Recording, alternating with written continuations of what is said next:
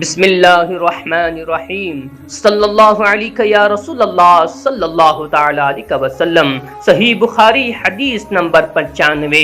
نبی کریم صلی اللہ علیہ وسلم جب کوئی کلمہ ارشاد فرماتے تو اسے 3 بار لوٹاتے یہاں تک کہ خوب سمجھ لیا جاتا، اور جب کچھ لوگوں کے پاس آپ تشریف لاتے انہیں سلام کرتے تو 3 بار سلام کرتے۔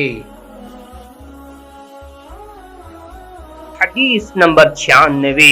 عبداللہ بن عمر رضی اللہ تعالی عنہ کہتے ہیں، ایک سفر میں رسول اللہ صلی اللہ علیہ وسلم ہم سے پیچھے رہ گئے، پھر آپ صلی اللہ علیہ وسلم ہمارے قریب پہنچے تو عصر کی نماز کا وقت ہو چکا تھا یا تنگ ہو گیا تھا، اور ہم وضو کر رہے تھے۔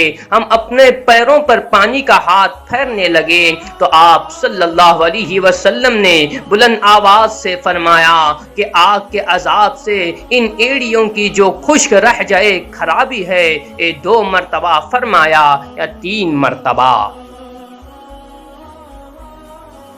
حدیث نمبر 97۔ رسول اللہ صلی اللہ علیہ وسلم نے فرمایا کہ 3 شخص ہے جن کے لیے دگنا اجر ہے، ایک وہ جو اہل کتاب سے ہو اور اپنے نبی پر اور محمد صلی اللہ علیہ وسلم پر ایمان لائے، اور دوسرے وہ غلام جو اپنے آقا اور اللہ دونوں کا حق ادا کرے، اور تیسرے وہ آدمی جس کے پاس کوئی لونڈی ہو جس سے شب باشی کرتا ہے، اور اسے تربیت دے تو اچھی تربیت دے، تعلیم دے تو عمدہ تعلیم دے، پھر اسے آزاد کر کے اس سے نکاح کر لے تو اس کے لیے دگنا اجر ہے۔